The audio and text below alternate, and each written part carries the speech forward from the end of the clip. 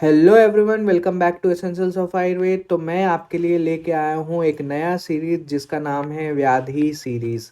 तो ये रोग निदान पेपर 2 का पार्ट है। अब हम लोग इसको कैसे करने वाले हैं, तो पहले मैं आपको थोड़ा ब्रीफ कर देता हूँ कि इस सीरीज में हम लोग कैसे प्रोसीड करने वाले हैं।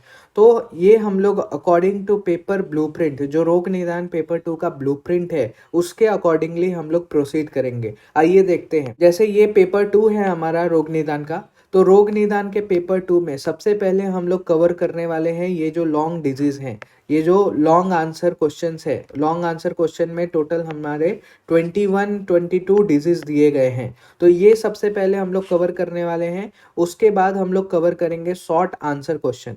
उसके बाद हम लोग कवर करेंगे शॉर्ट आंसर क्वेश्चंस। तो ऐसे करके हम लोग अपना पूरा व्याधि सीरीज कंप्लीट करने वाले हैं।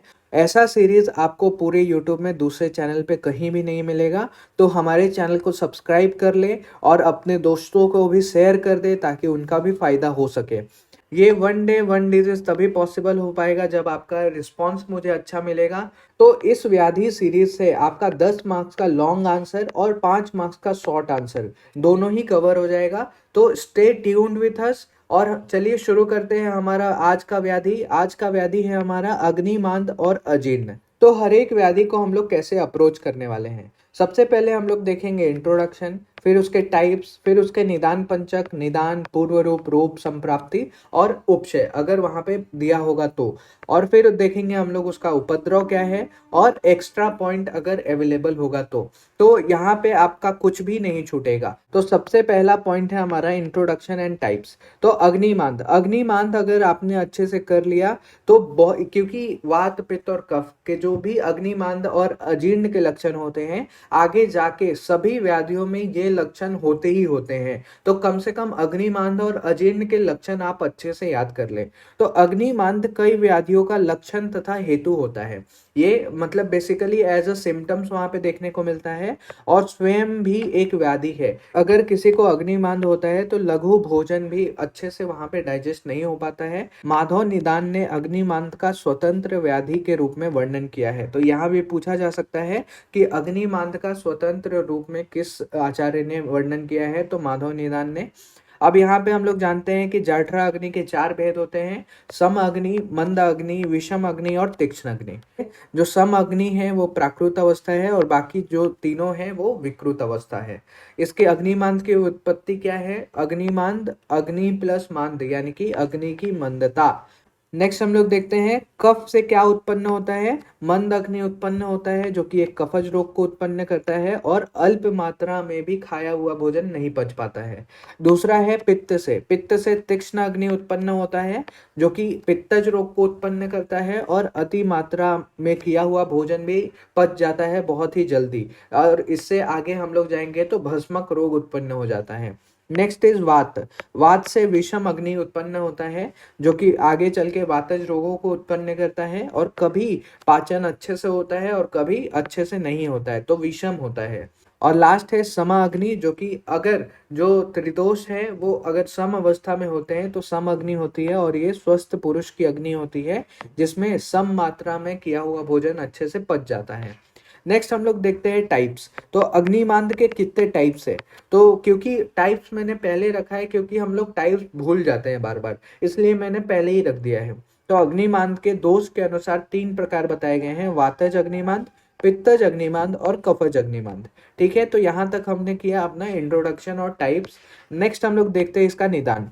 तो ये निदान बहुत ही इंपॉर्टेंट है। ये निदान आपको बार बार 2-3 व्याधियों में देखने को मिलेगा, जैसे अभी अग्निमान देख रहे हैं, अजीर्ण में भी सेम निदान आपको देखने को मिलेगा, ग्रहणी रोग में भी सेम निदान देखने को मिलेगा। तो इसको आप एक तो श्लोक भी याद कर सकते हैं, बहुत ही इजी श्लोक है, या फिर यहाँ पे आप ऐसा सिंपली एक्सप्लेन कर सकते हैं बाइफरकेट करके। तो सबसे पहले देखते हैं आहार संबंधित हेतु कौन कौन से हैं। तो अति अंबुपान, बहुत ज्यादा पानी पीने से, विषम आसन करने से यानी कि विषम काल में भोजन करने से, विषम तरीके से भोजन करने से, असाथ में भोजन करने से, अभोजन या फिर अति भोजन करने से, गुरु, विस्तंभी, क्षीर आदि कफ कारक आहार का ज्यादा सेवन करने से अग्निमांद उत्पन्न होता है। तो ये हो गया आहारत संबंधित हेतु।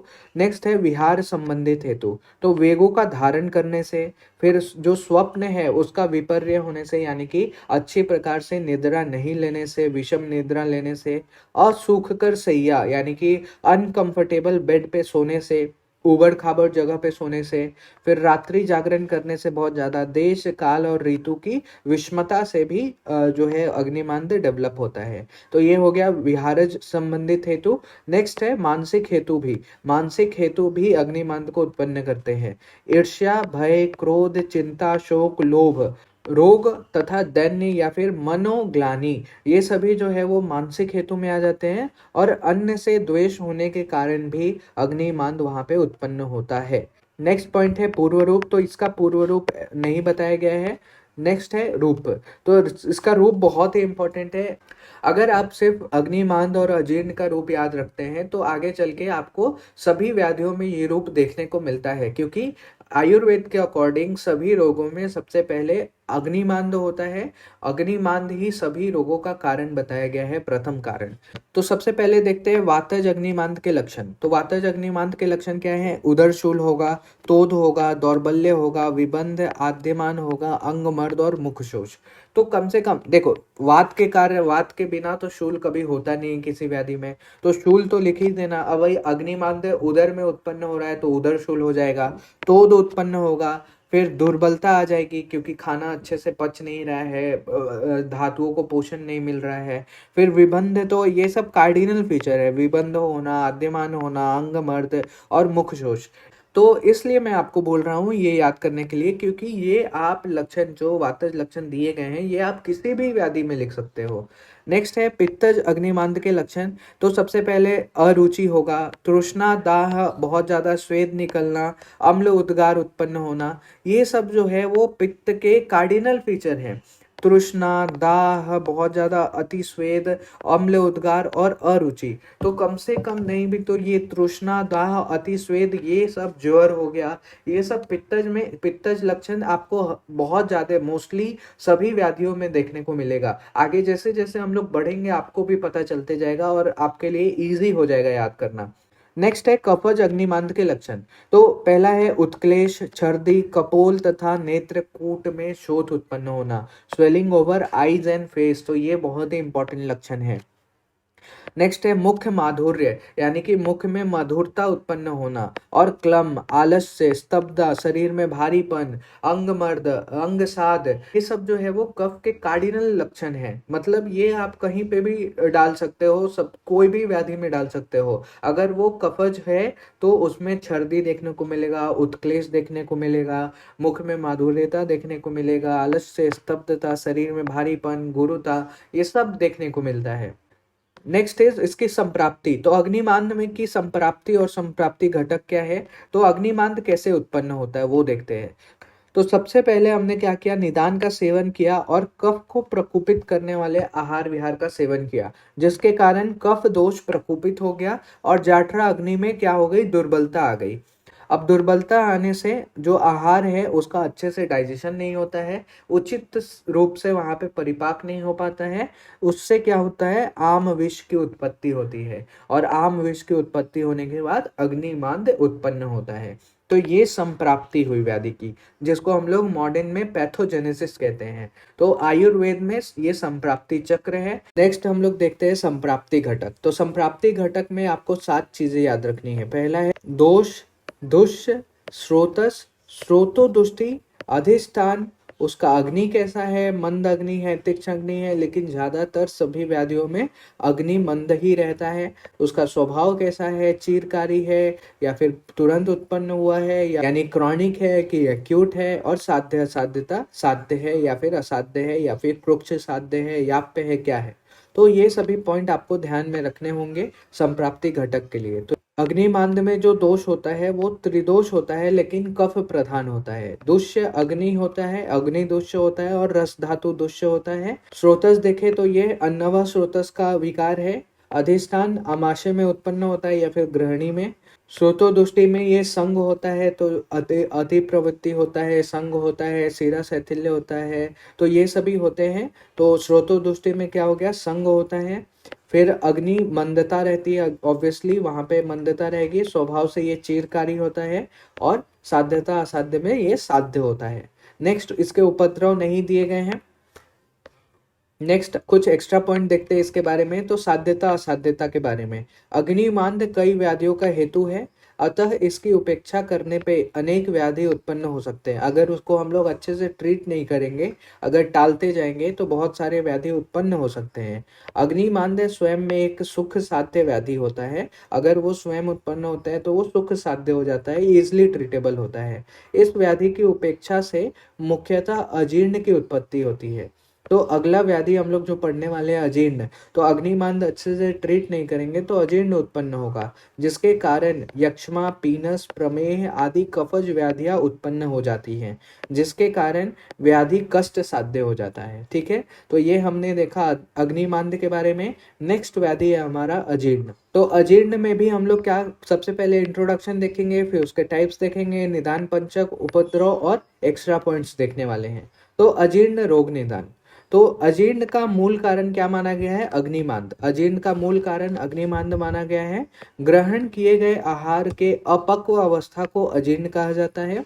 चरक और वाग्भट ने अजीर्ण का स्वतंत्र व्याधि के रूप में वर्णन नहीं किया है, तो वहीं सुश्रुत ने अजीर्ण रोग का स्वतंत्र वर्णन सूत्र स्थान में किया है। तो अगेन यहाँ पे पूछा जा सकता है कि अजीर्ण रोग का स्वतंत्र वर्णन किस आचार्य ने किया है? तो सुश्रुत ने किया है। वस्तुतः अजीर्ण एक लक्षण भी हो सकता है और अपने आप में एक व्याधि भी है, क्योंकि इसकी स्वतंत्र चिकित्सा करनी पड़ती है। ये जो है वो अन्य पाचन के लक्षण है, जो कि जिससे पता चलता है कि अच्छे से डाइजेशन हो रहा है। क्या क्या लक्षण है? उद्गार शुद्धि, उत्साहो, वेग उत्सर्गो यथोचित्त। तो उद्गार शुद्धि, शुद्ध डकार आना, फिर उत्साह, शरीर में उत्साह रहना, मन उत्साहित रहना, वेग और जितने भी मल मूत्र वेग है उसका उत्सर्ग होना, मतलब बाहर निकलना, फिर लघुता, क्षुत्त पिपासा च, यानी कि लघुता, शरीर में लघुता होना, भूख लगना, वापस से प्यास लगना, जीर्ण आहार से लक्षणम। तो ये जीर्ण आहार के लक्षण बताए गए हैं। नेक्स्ट हम लोग देखते हैं कि अजीर्ण रोग के टाइप्स क्या है अकॉर्डिंग टू मधुकोश। तो मधुकोश के अकॉर्डिंग यहाँ पे अजीर्ण रोग के टाइप्स बताए गए हैं। तो 7 प्रकार है। तो पहला है आमाजीर्ण, दूसरा है विदग्धाजीर्ण, तीसरा है विष्टंभी जीर्ण, चौथा है रस शेष अजीर्ण, फिर उसके बाद है दिन पाकी अजीर्ण, छठा है प्राकृत अजीर्ण, और सातवां है जो कि चरक ने दिया है अन्न विष अजीर्ण। तो यहाँ पे मधुकोश ने ये 6 बताए हैं। कौन कौन से? आमाजीर्ण, विदग्धाजीर्ण। आमाजीर्ण जो होता है वो कफ प्रधानता की वजह से होता है। विदग्धाजीर्ण पित्त की प्रधानता से होता है। विषटब्धाजीर्ण जो है वो वात की प्रधानता से होता है। रस शेषाजीर्ण यानी कि जो बचा हुआ अन्न होता है, ज्यादा खाने की वजह से जो बचा हुआ अन्न होता है उसके वजह से। फिर दीन पाकी जीर्ण यानी कि जो पूरे दिन में खाना जब पचता है तो उसको दीन पाकी अजीर्ण कहते हैं। और प्राकृत अजीर्ण, जैसे हमने खाना खाया तो उस समय जो डाइजेशन चलेगा उसको प्राकृत अजीर्ण कहेंगे। और अन्न विष जब उत्पन्न हो जाएगा उसके कारण जो अजीर्ण होगा उसको अन्न विष अजीर्ण कहते हैं। सुश्रुत के अनुसार यहाँ पे 4 भेद बताए हैं: आमाजीर्ण, विदग्धाजीर्ण, विषटब्धाजीर्ण और रस शेष जीर्ण।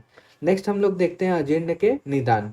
अजीर्ण के निदान अगेन वो जो अग्निमांद के निदान है वही सेम निदान है, आहार संबंधित, विहार संबंधी हेतु और मानसिक हेतु। तो इसको हम लोग स्किप कर रहे हैं क्योंकि वीडियो के पहले पार्ट में हमने डिस्कस किया है। दूसरा हम लोग देखते हैं इसका पूर्व रूप। तो इसका पूर्व रूप क्या है? तो आयुर्वेद ग्रंथों में पूर्व रूप के, अजीर्ण के पूर्व रूप का स्पष्ट उल्लेख नहीं मिलता है, लेकिन वहाँ पे जो अन्नवा श्रोतज दुष्टि लक्षण है वही इसके पूर्व रूप माने जा सकते हैं। जैसे अन्न अभिलाषा यानी कि खाने की इच्छा कम हो जाना, खाने की इच्छा नहीं करना। फिर है अरोचक यानी कि अरुचि उत्पन्न होना, अगेन खाना खाने की इच्छा नहीं होना। फिर अविपाक, अविपाक क्या होता है कि डाइजेशन अच्छे से नहीं होना, और छर्दी, वहां पे नोजियाटिक और वॉमिटिंग होना। तो ये जो है वो पूर्व रूप बताए गए हैं अजीर्ण के। नेक्स्ट हम लोग देखते हैं इसका रूप। तो रूप हम लोग देखेंगे एक एक करके। आमाजीर्ण, जो कि कफ की वजह से उत्पन्न होता है, इसीलिए कफ के सारे लक्षण देखने को मिलेंगे। अभी देखना कैसे हमने जो अग्निमांद में कफज अग्निमांद के जो लक्षण है वही सभी यहाँ पे आएंगे। जैसे शरीर का गुरु होना, शरीर गौरता, उत्क्लेश उत्पन्न होना, गंड अक्षी कूट में शोथ उत्पन्न होना और विदग्ध उद्गार। तो सबसे पहले ये इंपॉर्टेंट है, विदग्ध उद्गार। जो खाना खाया है उसके जैसा ही अगर उद्गार आ रहा है तो वो आमाजीर्ण है। फिर वहाँ पे शोथ उत्पन्न हो रहा है गंड और अक्षयकूट में, तो वो भी आमाजीर्ण के। ये दोनों इंपॉर्टेंट लक्षण है। बाकी तो ये कार्डिनल फीचर जो कि हर एक व्याधि में आपको मिलेंगे, उत्क्लेश और शरीर गुरुता। नेक्स्ट है विदग्धाजीर्ण, जो कि पित्त की वजह से उत्पन्न हो रहा है। तो पित्त के जो भी कार्डिनल फीचर हैं वो आप इसमें डाल सकते हो। जैसे पहला है तृष्णा, दूसरा है तृष्णा के बाद क्या है, दाह, मूर्छा, भ्रम, फिर अम्ल उद्गार आना, है ना, खट्टी डकार आना, हृदय में दाह उत्पन्न होना, बर्निंग सेंसेशन जो होता है, छाती जल रहा है, चेस्ट, वहाँ पे बर्निंग ऑफ द चेस्ट उसको कहते हैं, तो वो हृदय दाह हो गया। और स्वेद, बहुत ज़्यादा स्वेद की उत्पत्ति। तो ये सब जो है ये आप लक्षण याद ही कर ले, क्योंकि हर एक व्याधि में आप इसको लिख सकते हो। नेक्स्ट हम लोग देखते हैं विषटब्धाजीर्ण। विषटब्धाजीर्ण जो होता है वो वात की वजह से होता है। तो वात की वजह से होता है तो जो भी उसके कार्डिनल फीचर हैं, जैसे आटोप है, आद्यमान है, इसके साथ अगर वहाँ पे दाह उत्पन्न हो रहा है, विबंध उत्पन्न हो रहा है, तो वो जो है वो किस में चला जाएगा, विषटब्धाजीर्ण में चला जाएगा। विबंध मतलब क्या हो रहा है, कॉन्स्टिपेशन हो रहा है, ठीक है। फिर शूल और वात वेदना, तो वो तो इम्पॉर्टेंट है, क्योंकि वात के बिना शूल उत्पन्न ही नहीं हो सकता। स्तंभ हो रहा है, शरीर में स्टिफनेस उत्पन्न हो रहा है, मोह और अंग पीड़ा, ये सभी जो है वो वात के कार्डिनल फीचर है। आप इसको याद ही कर लो। ये जो फर्स्ट वीडियो है अग्निमांद और अजीर्ण के ऊपर, जितने भी वातज पित्तज और कफज लक्षण है आप उसको ध्यान में रखें, तो आगे जाके आपको लक्षण याद करने में ईजी होंगे। नेक्स्ट हम लोग देखते हैं रस शेषाजीर्ण। तो खाना पचने के बाद जो अनडाइजेस्टेड फूड रहता है उसके वजह से जो लक्षण उत्पन्न होते हैं वो रस शेषाजीर्ण। तो क्या क्या लक्षण है इसके, रस शेषे, अन्न विद्वेषे, यानी कि अन्न से विद्वेष होगा, lack of desire of food. फिर हृदय में अशुद्धि रहेगी, शरीर में गुरुता महसूस होगा, और प्रसेक, बार बार लाला श्राव, वहाँ पे एक्सेसिव सलाइवेशन देखने को मिलता है। तो ये बहुत ही इंपॉर्टेंट है, अभी एमसीक्यू में पूछा भी गया था रिसेंटली, जो MUHS का पेपर हुआ था। नेक्स्ट हम लोग देखते हैं दिन पाकी अजीर्ण। दीन पाकी अजीर्ण किसको कहते हैं, तो जो स्वस्थ मनुष्य में भोजन का परिपाक काल कितना होता है, 24 से 26 घंटे होते हैं। यदि अति मात्रा युक्त भोजन और विषमाशन कर लिया जाए तो उसके कारण भोजन का परिपाक उचित समय पर नहीं होता है। तब उस अवस्था को क्या कहते हैं हम लोग, दीन पाकी अजीर्ण कहते हैं। अधिक समय में पाचन के बाद भी वहां पे आद्यमान आदि उपद्रव नहीं होते हैं। इम्पॉर्टेंट है कि ज़्यादा समय में पाचन होने के बाद भी वहाँ पे क्या हो रहा है, आद्यमान आदि ये सब उपद्रव नहीं होता है। नेक्स्ट हम लोग देखते हैं प्राकृत अजीर्ण क्या होता है। तो ये एक विकृत स्थिति नहीं है। सबसे पहले तो ये वही है, जैसे हमने खाना खाया तो खाना खाने के बाद जो पचन का काल होता है उसमें भोजन क्या होता है, अनडाइजेस्टेड होता है, तो उसको ही हम लोग प्राकृत अजीर्ण कहते हैं। ये बेसिकली जबरदस्ती के टाइप्स बनाए हुए हैं। नेक्स्ट हम लोग देखते हैं कि अन्न विष अजीर्ण, ये चरक के द्वारा दिया गया है। तो आचार्य चरक ने इसका उल्लेख किया है। अन्न का उचित परिपाक न होने के कारण वहां पे क्या उत्पन्न होता है, आम विष की उत्पत्ति होती है। ये वात पित्त कफ आदि से संश्लिष्ट होकर विविध व्याधियों को उत्पन्न करता है। तो यहाँ तक हमने सभी टाइप्स के लक्षण देखे, रूप देखे। नेक्स्ट हम लोग देखते हैं इसकी संप्राप्ति। तो संप्राप्ति चक्र कैसा होगा, तो सबसे पहले हमने आहार विहार संबंधित हेतु या फिर मानसिक हेतु का सेवन किया, जिसकी वजह से जो स्थानीय अग्नि व्यापार है उसमें बाधा उत्पन्न हुई, और जाठरा अग्नि में बाधा उत्पन्न होने के कारण वहां पे अग्निमांद उत्पन्न हुआ, यानी कि भोजन का अच्छे से वहां पे पाक नहीं हो रहा है, और अग्निमांद के कारण वहां पे अजीर्ण उत्पन्न हो गया। और अजीर्ण दो प्रकार का होता है, एक अन्नज अजीर्ण होता है, एक रसज अजीर्ण होता है। तो अन्नज अजीर्ण से आगे व्याधि उत्पन्न होता है और रसज अजीर्ण से आगे कुछ और व्याधि उत्पन्न होता है।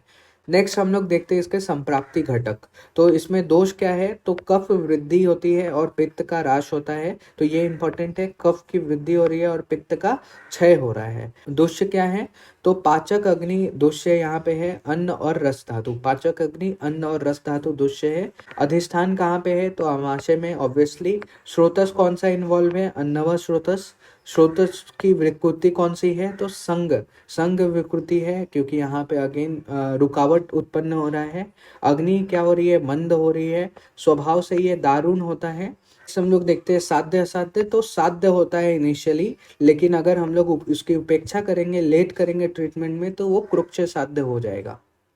नेक्स्ट हम लोग देखते हैं इसके उपद्रव। तो उपद्रव में क्या देखना है? तो दो तरह के उपद्रव होते हैं, एक सामान्य उपद्रव और एक विशिष्ट उपद्रव। तो सामान्य उपद्रव, जो भी सामान्य लक्षण दिखते हैं। उपद्रव क्या होता है? व्याधि ऊपरी यो व्याधि, यानी कि व्याधि पहले से है, जैसे अजीर्ण है, उसके ऊपर से कोई और व्याधि अगर वहां पे आ जा रहा है तो उसको उपद्रव कहते हैं।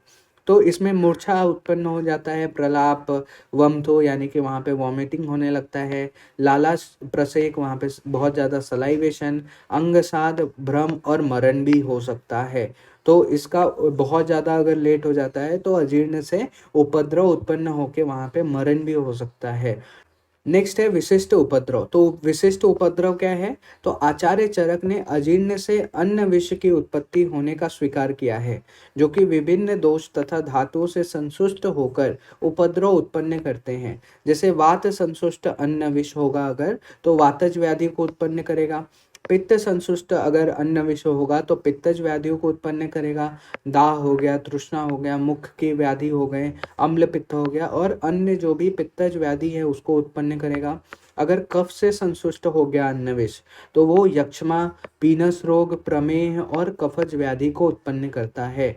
नेक्स्ट है मूत्र संसुष्ट और पुरुष संसुष्ट है। तो मूत्र, जो भी मूत्र कुक्ष, मूत्राघात और पुरुष से संबंधित व्याधियों को उत्पन्न करेगा। नेक्स्ट है धातु संसुष्ट अन्न विष। तो जितने भी धातुगत विकार होते हैं वो सारे उत्पन्न होंगे।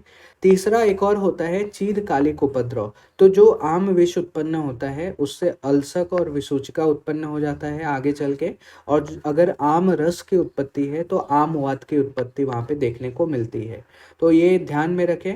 एक्स्ट्रा में हमारे पास वही है साध्य असाध्यता के बारे में, कि अजीर्ण व्याधि की चिकित्सा अगर प्रारंभ अवस्था में की जाए तो वो साध्य व्याधि है, लेकिन अगर उसका उपद्रव उत्पन्न हो जाता है बाद में, तब वो कृच्छ साध्य बन जाता है। और सभी उपद्रव अगर उत्पन्न हो जाते हैं तो असाध्य हो जाता है। तो यहाँ तक हमने दो व्याधियां देखी, एक अग्निमांद्य देखा और एक अजीर्ण देखा।